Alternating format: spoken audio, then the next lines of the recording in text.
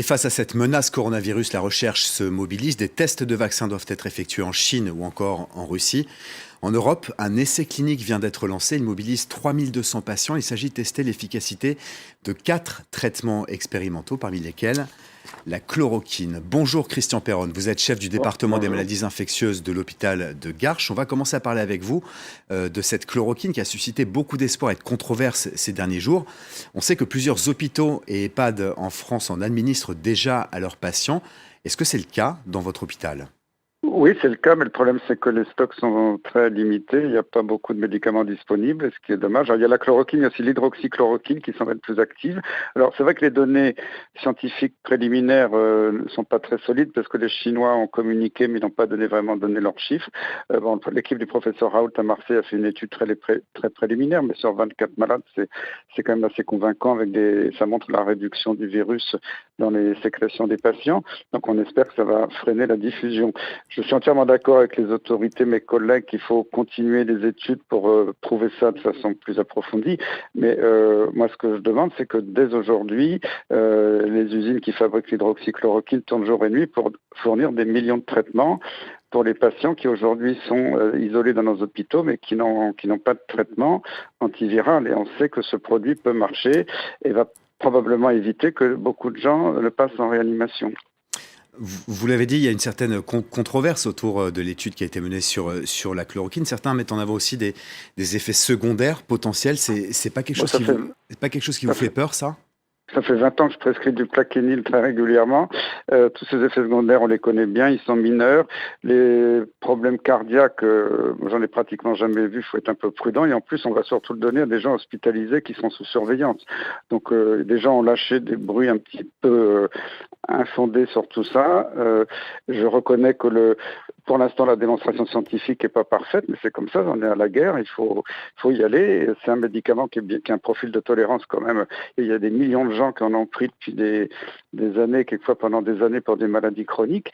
Je vois pas où est l'hésitation une seule seconde. En plus, ça coûte pas cher, c'est facile à fabriquer, mais maintenant, il faut qu'il y ait un feu vert pour que ce soit fabriqué de façon massive. Après, si les industriels nous sortent un nouvel antiviral qui est beaucoup mieux, ben, tant mieux, on changera, puis on passera à un nouveau produit. C'est le seul qui, pour l'instant, a montré son efficacité. Les Chinois, s'ils le recommandaient partout, c'est qu'ils ont quand même dû voir des choses. Les Italiens le recommandent, beaucoup de pays, maintenant les États-Unis. Teva va fabriquer des millions de traitements pour les États-Unis. Je vois pas l'intérêt d'attendre encore 2-3 semaines pour se dire peut-être que ça vaut le coup. C'est maintenant, parce que les malades, ils arrivent maintenant dans nos hôpitaux et ils meurent. En tout cas, les personnes les plus fragiles, hein, parce que les jeunes, en général, s'en sortent bien, mais il faut protéger nos anciens et les gens qui ont des pathologies sous-jacentes, des cancers, des maladies cardiovasculaires, etc. Christian Perron, au-delà de la chloroquine, on sait que la France entière scrute la situation dans ses hôpitaux. On sait qu'ils sont débordés, saturés dans le Grand Est. Aux dernières nouvelles, la région parisienne n'avait pas encore atteint ce point de rupture. Comment ça se passe aujourd'hui chez vous, dans votre hôpital ? Est-ce qu'il y a encore de la marge ? Alors, il y a encore de la marge, j'étais un petit peu volontaire parce que ça, c'est supervisé par nos autorités, la direction de l'assistance publique, l'agence régionale de santé. Et ils ont une cartographie plus précise que moi. Ils ont commencé à mettre les malades pas trop graves dans différents hôpitaux périphériques et essayer de nous préserver un petit peu. Et je vois rien qu'en réanimation, dans mon hôpital, il y avait 11 malades il y a quelques jours. Ce matin, je crois qu'il y en avait 22 ou 23. On voit que ça augmente sans arrêt. On peut encore augmenter la capacité en lit, ce qui freine actuellement, mais je salue ma direction qui fait tout l'effort nécessaire pour nous aider, mais ça devient difficile de trouver des infirmiers, surtout qui ont une expérience de réanimation. Si jamais il y avait une énorme demande sur la réanimation, on va peut-être manquer aussi le respirateur, donc c'est commandé, mais le temps que tout ça se mette en place, ça se fait pas comme ça d'un coup de baguette magique. Mais il faut saluer la mobilisation de tous mes collègues, médecins, infirmiers, soignants, ils sont tous sur le pont pour essayer d'accueillir le mieux possible les malades.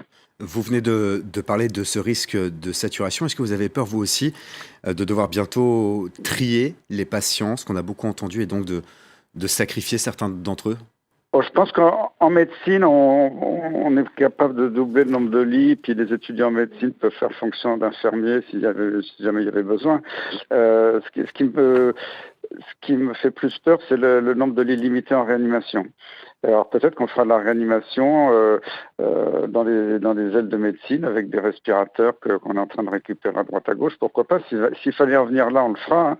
Mais j'espère que ce que vous dites n'arrivera pas.